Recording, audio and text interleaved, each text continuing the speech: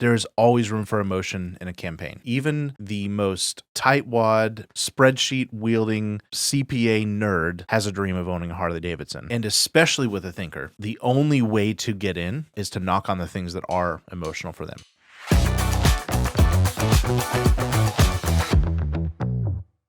Welcome to the Maven Marketing Podcast. Today is Maven Monday. I'm your host, Brandon Welch, and I'm joined by Caleb, the Doctor of Love AG. What? 12 years married, yeah? Oh, yes. Yes. I was like, what are you talking about? Doctor of Love. That sounds... Caleb just celebrated his 12-year anniversary. Yes.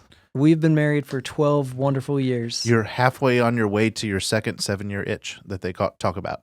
Yeah, I don't know what that means. It's not even a thing, no. It's not a thing. Not worried about that at all. Exactly. So, this is the place where we answer your real Doctor of Love questions and how to eliminate waste in advertising, grow your business, and achieve your big dream. It'd be a very different podcast. That would be. And we're going to need to turn this down. We're not qualified, probably. Though. We're not qualified. No, you know what? I think we're going to do a Maven marriage podcast one of these days. You know what? We might even step into it a little bit today. We're going to step into it today. You can definitely use this information to eliminate waste in your advertising and your marriage, grow your business and your love for each other, and achieve the big dream together.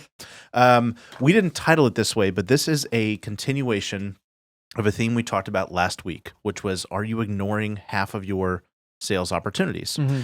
And we broke down, it's one of my favorite episodes. We broke down, here's the thing, you as either a salesperson or a business owner or just a communicator on planet Earth trying to get something done, you have a natural way of doing things. Mm-hmm. You have a natural approach to how you communicate, how you process information, how you build relationships, how you offer up your thoughts to the world. Mm-hmm. We talked last week about that if you are a person who likes to process externally, you are only half of the population. There's another half of the population that likes to process internally. That creates all sorts of friction in the sales and marketing process. Yeah. And so we laid out how you would systematically and strategically create different types of messaging on all, phases of the sales and marketing process to where you're not missing people, because chances are you are missing part of the people unless you're doing what we're talking about intentionally. You're just not naturally appealing to that person. And if you want to break through to that, double-digit amount of market share in your space, you're going to have to speak to the other half of people. Yeah. And so we are continuing that this week with the topic of selling with emotion and logic. Because just like there's a big part of the population that processes externally and likes to talk to that salesperson and do that stereotypical convo, there's a side that likes to process the details and written communication, and whole nother spectrum here, but within the same tool of Meyers-Briggs, there's thinkers and feelers. Mm-hmm. And then what we're going to talk about is judgers and perceivers, or judgers and prospectors. Yes. And man, if you can understand the basics, the dualities that exist in all these little zones of personality, and you can quickly understand, okay, I'm talking to a person who's maybe not my innate wiring, but this person sees the world and communicates this way, and you can empathetically, compassionately offer things up in their way of processing. Yeah. You become their best friend. You become the best provider. Mm-hmm. You become the one that gets the referrals. You become the doctor of whatever it is you're selling. Mm-hmm. And that's the definition of a true expert. Somebody who can take a complex thing and make it sound simple. Yeah. And making it sound simple is often a matter of putting it in somebody else's language or worldview. That's right. I think Myers-Briggs is such a powerful tool for this, and we've studied it a lot in our years of marketing. Certifiable, bona fide nerds. Yeah, we actually play this game when in our interview and application process. We ask people to take this personality test just because it's fun for us and for them, I think, to understand themselves a little bit. And what we do, Brandon and I, when we're having the meeting before we would have them take that, is we actually just guess. And we're right about 90%. We put a gentleman's wager on it. Yeah. And so it's not like there's anything wrong. We like to understand how we can read people, and we practice it. And so part of this starts with understanding yourself, and then it moves forward into understanding the other person that you're communicating with, or the masses that you're communicating with, and maybe the weights that you would be talking to. So real quick, just for fun fact, I am an ENTJ, but these are all like percentages. So there's ranges where you could be like 100% E. I'm actually right in the middle on E and I. So I could be an introvert or an extrovert. I could play both. On intuitive, I'm definitely heavy on that side. Right. But which that's last week's episode. We talked about introvert, extrovert, and intuitive and sensing. Yep. So if that's foreign to you, just listen to last week's episode or Google it real quick. There's a really good breakdown. We're not going to go deep into that today, but and then for the next two, which we'll talk about today, thinking, I'm definitely a thinker, which we'll talk about. We knew that. Yeah, we knew that. And then your glasses up, would you? Yeah, I'm a thinker. And then J and P, I actually am right in the middle on these two as well. I could take the test today and get one, take it tomorrow and get the other. And so probably depending on how much time you'd spent around me in the last 24 hours. You versus my wife, who is almost on, except for one category. No, actually two categories you guys share. Yeah. So, but there are two categories you guys are complete polar opposites on, which is you guys pull me in those directions. Yes. So what are you? Tell me Caleb about yourself. is an extroverted, intuitive thinker, judger, which means he processes information externally. He looks at patterns more than he looks at individual granular details to make decisions. He prefers to make decisions out of logic versus emotion. And on any given day, he's going to be more likely to be a crosser off of lists than he is an explorer of possibilities, although he speaks both languages, which is why we get along so well. It's helpful. I drive the J types nuts. And with that, I tend to be an extroverted at 100%, right? Getting less in my older age, but we share the intuitive thought processing type thing. I'm actually more on the feeler side, if you couldn't tell. And we'll talk about the split. There's actually a gender split there. 70% of females tend to be feeling versus thinkers, and that's inverse on the male side. 70% of males tend to be thinkers. So it's kind of rare to break that mold. And then the perceiving the P, which is leave options open. There's strengths and weaknesses to that, as there are all the others. And so it's not a matter of good, bad, or indifferent. It's a matter of like, what are you, and where can you plug in? And more importantly, how can you understand the people around you? Yeah. And as we say all of these things today, keep in mind these are preferences, right? Thinkers have to be they do make emotional decisions. Feelers make logical decisions. It happens every single day, and we're going to talk about the nuances of this. So when we paint with broad brushes, we have to stereotype to understand it a little bit, but there's every human is nuanced and capable of all sides of this thing, because we're people. We're there's complex. An adapted style that everybody jumps into when they go to work too. Yes, generally, I think so. Yeah, and there's who you are at home and who you are on TV. There's kind of who you are on TV. Who are you in this podcast? I'm on TV right now. TV Brandon right now. Turn on your TV voice. Yeah. Okay, so we're gonna dig into it first with the dynamics between thinkers and feelers. You were gonna add something real quick. Just one little thing. Do it. As you're hearing this, think about who are you innately, and think about a time you've had a prospect or a coworker, or maybe somebody at church, or maybe somebody in your own house, somebody you're married to, maybe a family member, and just think of, wow, if I had leaned into their style, how might I have gotten farther? Yes. Yeah. This thinking and feeling thing is actually, a lot of marriage counselors probably work a lot of time in this range. 100%. And so, because we, as Brandon mentioned, men are more weighted towards thinking, and because of that are less able to identify their feelings with words. And that's actually marriage counseling 101. This is actually really good for your kids too. Print off a feelings chart, helps them articulate what they're feeling in those moments. Sounds a little bit woo-woo, but I promise you actually helps unlock their processing, and it will prepare them for their future and married life. Almost every young human being has a prefrontal cortex that has not grown at the same speed as their emotional processing right side of the brain. That's why you get illogical behavior from younger persons. Yeah. and that happens even more often in males. We take longer to finish developing developing our brains too. So when you ask a kid, why did you just do that? The answer is they don't know. They don't. There was no logic. And that's the right answer. I don't know. That is not them lying to you. Yes. They really don't know. Yes. I got to remember that sometimes. Yes, exactly. I was about to say, I need to go listen to this episode here in about a week. No kidding. Tonight. But the thinking function gets us into trouble because it ignores half of humanity. Mm-hmm. And I will just say a lot of really, really good salespeople tend to be thinking heavy. They tend to think logical. They think this step, this step, this step, this step. And they think, I know my product so well. I know all the details. You're an idiot if you don't see it this way. How could you not arrive at the same decision? Yes. Okay. And even in the most objective of categories, selling things like, financial services, or if you're an attorney or something like that, what you have to realize is that the person on the other side, no matter their preference, isn't equipped with that. And so there's always an emotional uncertainty, fear of making the wrong decision in some sort of buying process.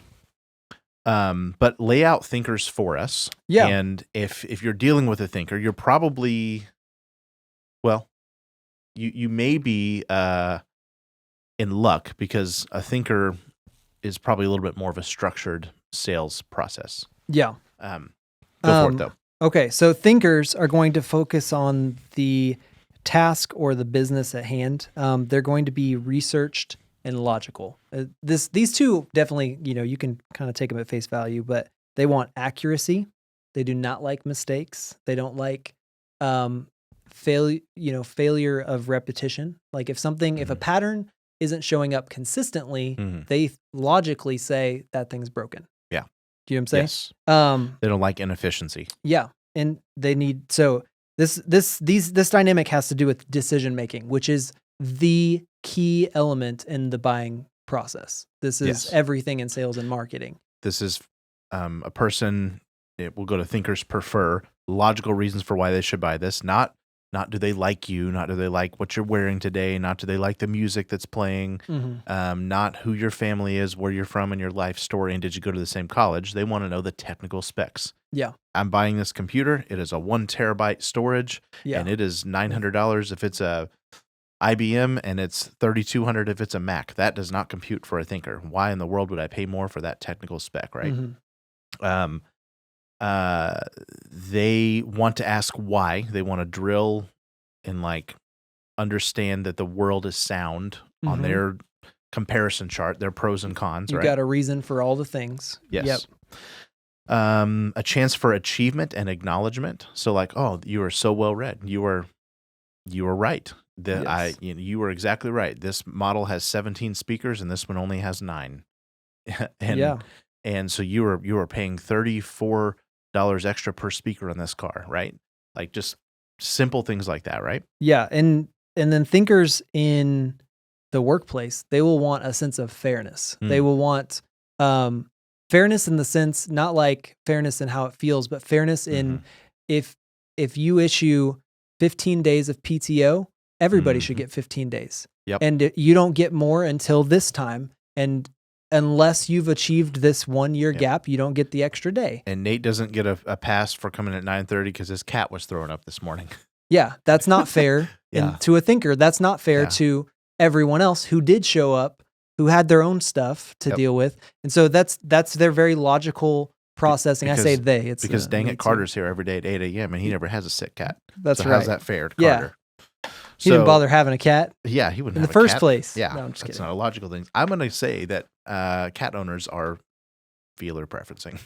Feliners. They're feliners. Yeah. See how you did that? Yeah, you got That's it. not very thinker of you to say that.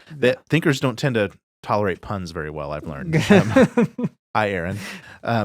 So when you spot a thinker, this is probably, this is going to be something who's going to come equipped. They're going to ask you about some technical detail. Almost, it's going to feel like they're trying to get you.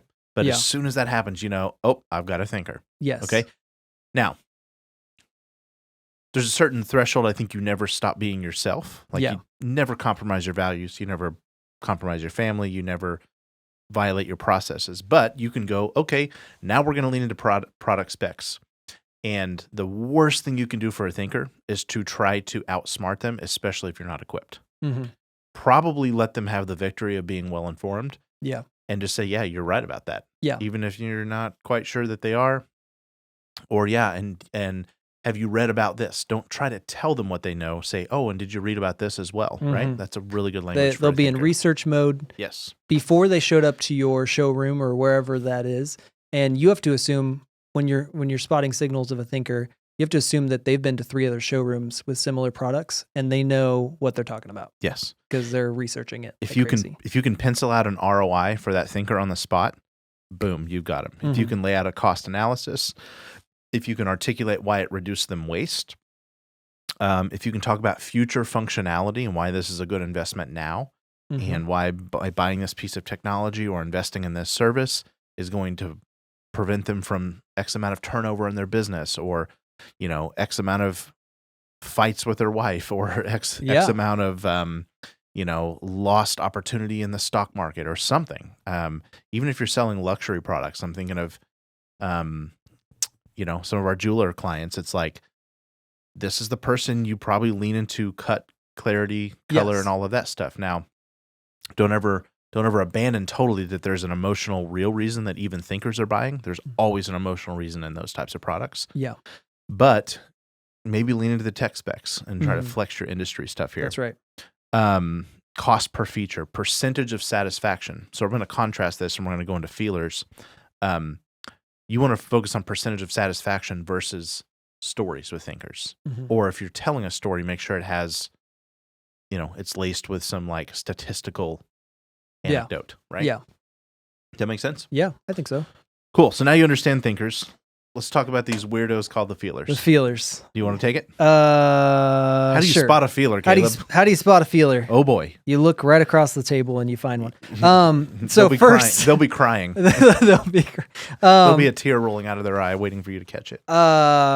So feelers are going to be expressive, connective, and personal. So feelers are going to be naturally, they're going to have more feelings. They're going to use feeling language often. You can sense it. Man, I like that shirt. Yes.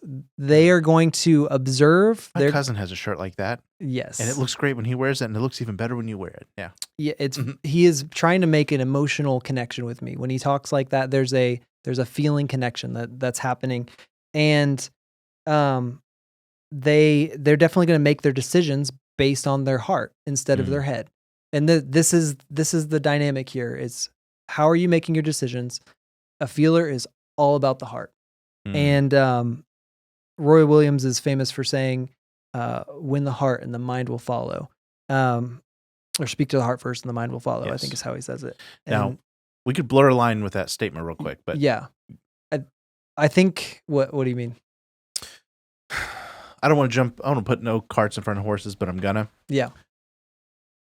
There's always room for emotion in a campaign. Yes. Because even the most tightwad, spreadsheet wielding CPA nerd has a dream of owning a Harley Davidson, or wants to fly, or wants to go scuba diving, or has some sort of like will break down little boy, void in his life that he needs to have. And it's funny when you see people like that are super buttoned up analytically. Yeah. But then they go to their thing. They go to the Taylor Swift concert and they're just they're going crazy. And you're like, that doesn't fit in your character, but it does. And especially with a thinker, the only way to get in when they are constantly saying, is this worth my time? Is this worth my money? What does this do for me?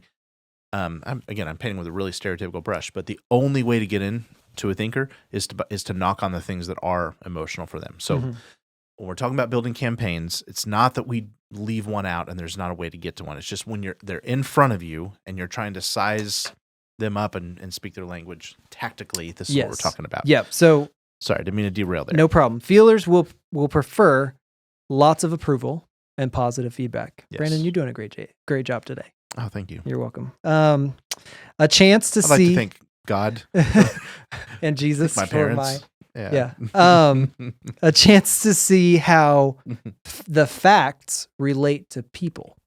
So this is an interesting dynamic. If you are a thinker, you need to connect your numbers to feelings, to people, to things. Yes. Tell a story. We actually have a lot of thinkers around here in the marketing world, and the marketing world can turn very thinky really fast because you have impressions and clicks and click-through rates, and even on this podcast, you've heard us talk like that. Yes. What we have to do though is tell a story, because the numbers aren't just the numbers tell a story. Yes. And so I can take bad numbers, tell a good story around them, and totally fake a thinker out.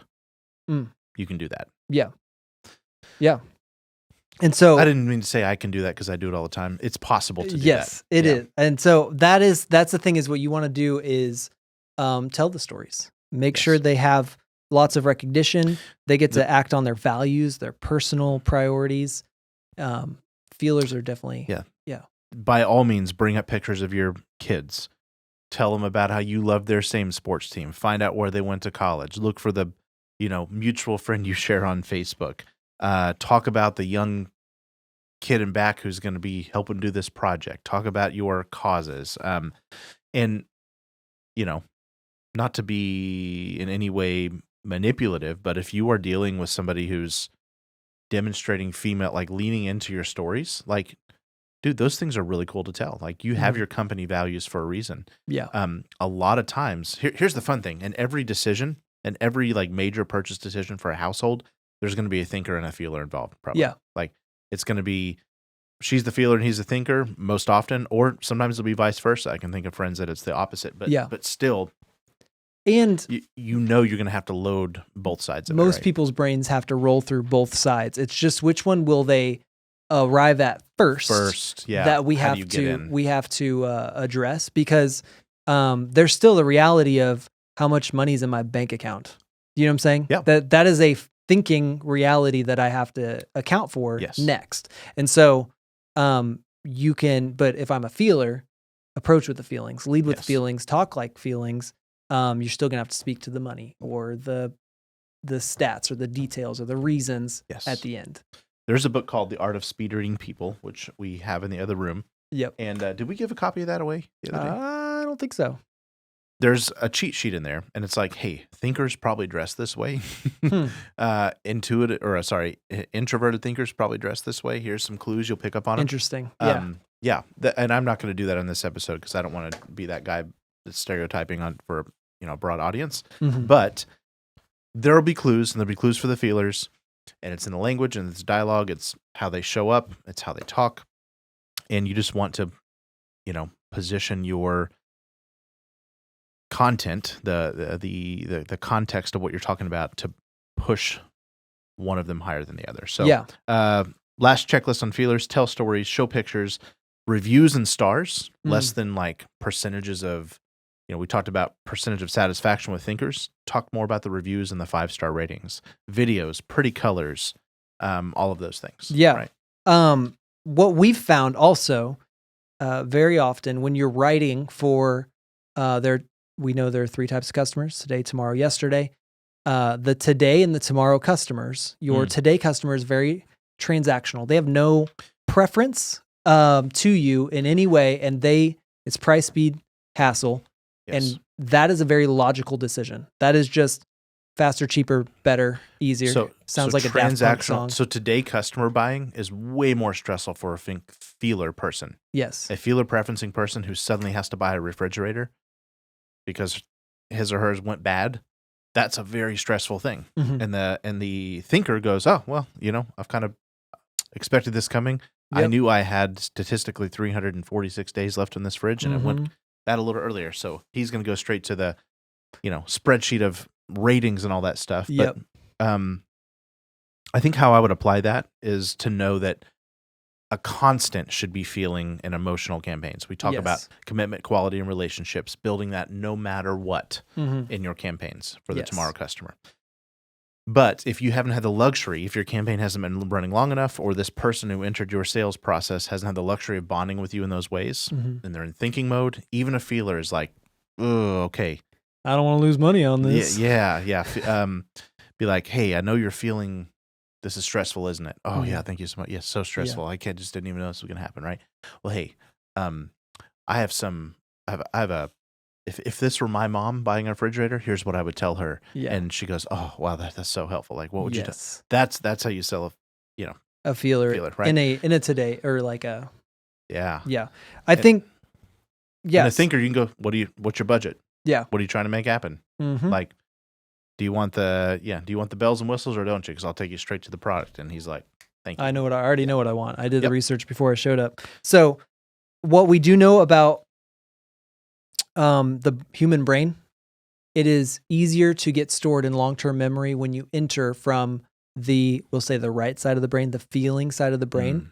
When you have an emotional, fun fact, the hormone that stores information the longest is adrenaline. Yes. And so if you think about moments in your childhood that you can still remember, there is adrenaline that coursed through your body at that moment. Abundance of joy, abundance of fear, abundance of loss, abundance of hurt, abundance of laughter. That's the best one. Yep. So is it any wonder that, Budweiser's or, it's the Budweisers. I didn't say Budweiser's like it had an S on it. Come on, I know Budweiser's. better. Although Coors does. But Budweiser, with their Clydesdales, largest market share of any company until a few years ago when they did something else that was equally emotionally jolting for some of the population. Yeah. And they bond people to their brand and their preference by making smiles, fist, tears. That's what we talk about in the Maven Marketer. Yeah. So always have emotional going because it's going to make your name pop off the list and make people feel something about you, even if when they go to the sales process, they're analytical. A lot of this is the most useful at the finish line or in the curation process. Yes. Speaking of other useful tools, we talked about thinking, feeling. So we're on the last letter. We've talked about introvert, extrovert on the last episode. Sensing versus intuition in the last episode. This episode, we've talked about feeling versus thinking and how to identify those people. Last one is judging versus perceiving. 16 Personalities is also calling it prospecting. Yeah, they added. That's always the judging and perceiving has always been kind of the really. They have the hardest names ambiguous. At face value. Yeah. You don't really know what you're talking about. Yeah. I'm judging people. Is that that sounds has a kind of a negative connotation. Carl Jung had a reason for calling it that, but that was the 1920s. So. Yeah, so it probably doesn't mean what it used to mean, and so don't think that you're judging people necessarily. There are 5% more judging people than perceiving. So pretty close, 45-55% there. This dynamic is all about planning and organization and dedication. Well, stop and think. Who is the stereotypical planner, the keeper of list? He or she has had organizer for probably half their life. They do calendar invites. They're early to their meetings, their lunch meetings, even if it's with dear old friends. They wake up with a to-do about them. That's right. I must get this done, right? Think about that person because that's going to become very useful and go, when you enter this, we're talking about it in sales, when we enter a relationship, we go, oh, that feels like, and in my mind, it's either my wife or my mother-in-law that pops in like, or my friend Audrey or Riley. It was really funny. I was working on the script today, and we literally had interactions of these two dynamics because this one shows up really in how you work together. It's a little bit less in the sales and marketing process and communication. This is more in how you see the work at your hands. Yes. And so judging, they're going to be the ones who make the lists and check the boxes. They will complete a task, and even if it wasn't on their task list, they will write it down, put a box next to it, and check off the box because they love that feeling of finishing. I think in our job recruiting ads, we talk about, are you the type of person that keeps to-do lists even on Saturdays? And they're like, oh, yeah. Oh, yeah. They love goals. They want regular feedback about the progress to the goal. Are we almost done? They're all about the finish line. And they're stressed by last-minute revisions because they see, I'm at 95%. That means I'm almost done. And I will be done very soon. To backtrack to 65%, stressful. That hurts so bad. That feels like they've wasted half their life. Let's jump over to the other one just for contrast. Prospecting or perceiving people will seek options options. Not checkboxes, not things to finish. P equals procrastinate. P, it can mean procrastinate. It can also, I always say P means big picture. Yeah. It's like, why would I choose that one way to go when I could choose from the dozens that I have? Yes. And there will be a dozen more tomorrow. So if you're selling me, for example, extrovert, let's have a dialogue. Yeah. Let's do all that. Intuitive, probably don't stop and like go granular with everything. I want to see everything first. Feeling, tell me the stories. Yeah, show me the pictures, show me the videos, all that stuff in your marketing materials. But P, when it comes time to like am I doing this today? I don't know. I may have come out of the car. I may buy this today. I may wait 5 more months, right? We'll just see how I feel. That's terrible. I'm sorry that I do that to you. But the way you would satisfy my prospecting brain, because I'm always going, that's really cool. Wonder what else is really cool.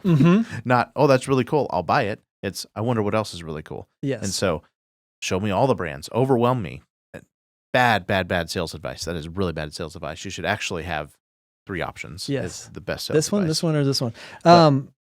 Prospecting people they will learn from natural consequences as things unfold. So they're gonna see, like, let's say 3 different lanes. They're going to like lean into each of those 3 lanes and see which one trips them up, which one goes kind of well, which one they like, which one feels good. They'll walk down that path 4 steps and then they'll back up, and then they'll walk down the next path and then they'll back up, and then they're going to go down another path. Because why would I go all the way to the end of that path when there's 3 other ones to go check out? Now, why in the world would that be a good way to live? I don't know. Who would want to live that way? I can score in this way sometimes as well, and it's tough because there's a lot of options. These are the people that do well zigging while other people zag, because they, not speaking of myself, but they are so curious that they will literally turn over every rock, and they will be the ones who luck out and find something under that rock at some point. Yeah. And so long as they have a J in their life or in their circle to save them from imminent. Yeah. See what I did there? You got it. Imminent doom. Yeah. And like, a train running over them. Yeah. They can be effective people as long as they have that person to balance them. Yeah. Balancing them out. Because the danger is, it's right. It's a blessing and a curse, right? Yes, there are a lot of options, and you will find something new and different that nobody else has found. But then the J will also help things to get done.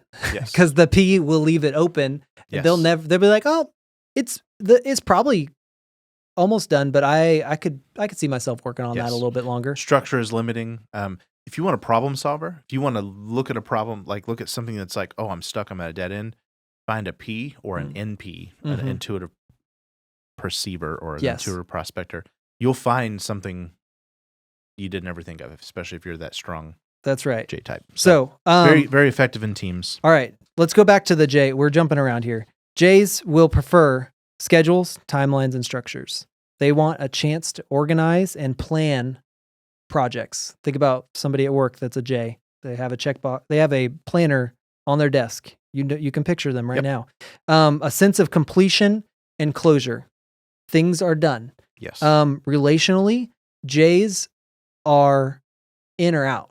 Yes. That very much it is, you are either like, J's will clean up their Facebook friends because that person's not really in my life anymore. Why would I need to see updates from them? P would be like, you never know if I'll see them again or need to see them or whatever. P's have 4,000 contacts in their phone books. Yes. Because I may need them someday. Who knows? That happened to me last week. Somebody from 2nd grade, I definitely will need their phone number here 100%. When I'm 55. Yeah. That's going to happen. I have people I went to high school with I have not talked to in 16 years or however long that's been. And I still keep their numbers because I'm going to need them. And one day, the other day, I called one of them. Wow. And I needed something that I knew he did. And now he's doing a very big project for me in my house. Good. So, anyway. So good stuff. That's how Caleb ended up at Frank and Maven. Yep. I kept Caleb's number sitting there with my AG at the top of his phone book. That's right. Sorry. So P's, you need to make sure you give them a chance to be spontaneous. You give them a chance to explore the options and be flexible. Options, that's a key word, especially in the sales process. Give them rewards for working the process as well as the results. They will be actually more results driven than process driven. They're going to be well, what's the outcome? What's the end of this? They're looking for the best. That's why they're like, well, I'm not sure this is the best yet. I'm not sure that's the best yet. And so you need to show them, look at the options, look at the outcome. And then give them appreciation for seeing things that a focus on completion may miss. So give them all the options and eliminate. Judgers give them a small number of options and add. That might be a really good duality there. Yeah. So this is my favorite analogy is, a J will, when they walk through a door, they figuratively close it behind them. Yes. I've walked from that room. Why would I ever need to go back to that room? I'm done with that room. It's over. A P will leave that door propped open. If you want to go with my P, they'll leave it propped open because I don't know. I might go back there. Yep. Who knows? Open the door. Yes. Yep. So, language for P's. If you know you're dealing with one, and you'll pretty well figure out that they're indecisive. You just when you know that, you could always change blank later. We could get this one done, and I can always add that on later. Or hey, if you don't like it, we can swap it out. Mm-hmm. I'll let you trade it back in. Yeah. If it's one of those type of items, or money back guarantees, or hey, man, this is not a life-changing decision. Like, which one do you feel is the best right now? Mm-hmm. Which one are you sure you don't want? That might be a help good them eliminate. Help them eliminate. Yeah. Yeah. So it might be good for Jays. They will love to get the thing done. So show up for them in a way that you show them exactly the steps it's going to take to get to 100%. That way they know that home improvement project is checked off their list and it is done. Not some meandering process. Yeah, we'll see in 2 to 3 weeks. They want to know that in 3.5 weeks, this will be done. Yes. If you have a TJ, that's the exact way to talk to them. I think I can get it done by Friday the 11th at 3 p.m. Yes. And that sort of completion mindset, that helps them understand that they're done. No doubt. And I think the other thing is just really focus on this dynamic when I totally lost my train of thought right there. Cut that point out. Take it away. Wow. I lost your train of thought too. Yeah. I had another point and I totally. So did I say, the last thing I said was Friday the 11th at 3 p.m.? Yes. I'll have this done by Friday the 11th at 3 p.m. Yeah. Okay. So, review here. We're going back to thinkers and feelers. If you've got yourself a thinker, you're going to give them the statistical information. You're going to close that way. You're going to do less storytelling. If you got a feeler on your hand, you're going to do a lot of storytelling. You're going to talk about how it affects people. You're going to talk about how they're going to feel when they make this decision and they have the thing that you're trying to help them get. Judgers and perceivers. Judgers are going to say, this is my timeline. Hey, you could have this by exact date at exact time. You're going to give them the checklist and the processes. They love a checklist, man. A guide or your steps to ownership or your steps to having the outcome, the family plan done or the financial plan or the estate plan or whatever. P's are going to ask a lot of questions, and you just need to tune your attention for that. Because one thing, sales environments, I'll say this: every sales manager wants to believe you're selling J's, and you can rush them to that process. Yes. And the person who doesn't bring that tenacity and that structure and that pressure to, like, J's will mostly appreciate it, but a P will be like paralyzed by it. So don't run a P off. Just I wish I could tell you a better answer, but just when you for sure you're dealing with one and you got somebody asking for all the options, he or she, the salesperson who gives them the most options and answers the most questions, probably wins. Yeah. And so that's how you win that person over. You're going to add something else. An interesting thing though with a P type of person is you don't know if they're going to buy today or in 3 months because they're so options oriented. So a little way to maybe bring them in would be they could go big today. They could go big today. You don't know. I've seen them do it. And so what you need to do is try to get the commitment though. Hold them to that, because that will be their weakness, is committing to the thing. And so or maybe jump step and say, by doing this today, do you realize how many doors you're going to open up for yourself? Yeah. Well, yeah, that's Use good. It against good them. language. Yeah. I think so. get them to commit, but give them the option that it has an out. And that's a good way to kind of find the balance of both worlds for a P in the sales process, because the danger is they could be wandering for who knows how long. That's when your yesterday marketing shows up big time. Absolutely. Because those wandering prospectors. These last 2 episodes, I believe, are evergreen. I believe these are, I believe people will be listening to these for 5-10 years in our Maven tribe. We'll be sending them to people because this is a huge answer to a lot of questions. Yeah. What we've tried to do in the last few weeks, there is chaos amongst us. There's a nation just trembling one way or the other. And so we've taken you through how to cash in on your brand equity. We've taken you through how to diagnose real trends in your business. If you missed that episode, that is a infinitely useful episode. Yeah. And to be honest with you, we didn't get the email on that one out on time, so you may have missed it. I highly recommend you do that. We've talked about how no matter what environment you're in, because when things aren't moving, you gotta be a little more scrappy. These last 2 episodes, if you didn't realize, all of this stuff is without spending an extra penny on your marketing. This is eliminating waste by being more efficient in the way you connect with people. That will always, always, always move mountains. You can always turn that leverage up. Doesn't matter how bad things are or weird things are or great things are, you can always grab more of your fair share. And the big beauty, the big idea, is serving people the way they need to be served in a compassionate, empathetic, joyful way. And you will be a provider that rises to the top. You will be the provider that has the best referrals, the best reviews. And that takes us back to our original mission, which is eliminating waste in advertising, growing your business, achieving the big dream. Don't we all want to be that highly effective person, the highly effective communicator? So go back to last week's episode if you didn't get it. Replay this one. Hey, send this to somebody who, maybe has had a difficult spout with another human. Or maybe if you know 2 humans disagreeing right now, having turbulence, this would be a great language to find someone who study. I'll use this language, compliments you. Ooh. Find somebody hopefully you marry that person. who maybe has an opposite preference from you, but you guys find friction in that duality. This is a powerful way to do that. And I'd encourage you to go study it more. We are not, we're not the foremost experts on this. We're just communicators who love understanding people. And we're not going to pretend like we've studied this only for all of our lives. We study marketing more than anything.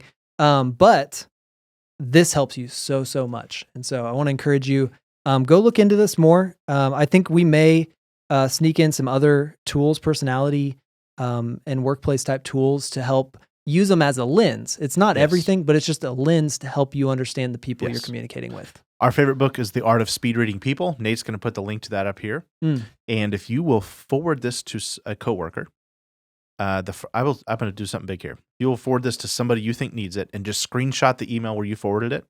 I'm going to send the first 5 people that do that a free copy of The Art of Speed Reading People. Bring it on. That's a $20 book. Holy cow. It's actually getting hard to find. We have some of them though. So great book. Cheat sheet, makes all this like very actionable, and you will live better, you will work better, you will sell better, you will market better. And we're so honored that you let us help you do that with this episode. Thank you so much for listening. We'll be back here every week. And next week, we have a really, really great question from our buddy Raj. And we're going to probably just do the whole episode on that. Yeah. It's interesting. Yeah. It's about where does inbound fit with tomorrow marketing? Yeah. And I think he's going to love the answer. And I know that everybody else will find value in his thinking. So yeah. Hey, we still have a couple slots open. If you would like to sign up for one of our free strategic sessions with our team, those have not all been filled up. One left. Yep. And so I want to encourage you to email us, Maven Monday at frankandmaven.com. Just do it before November because we're going to have to do those in December. Yeah, we're booked out. So we'll be back here every week answering your real life marketing questions because marketers who cannot teach you why are just a fancy lie. Have a great week.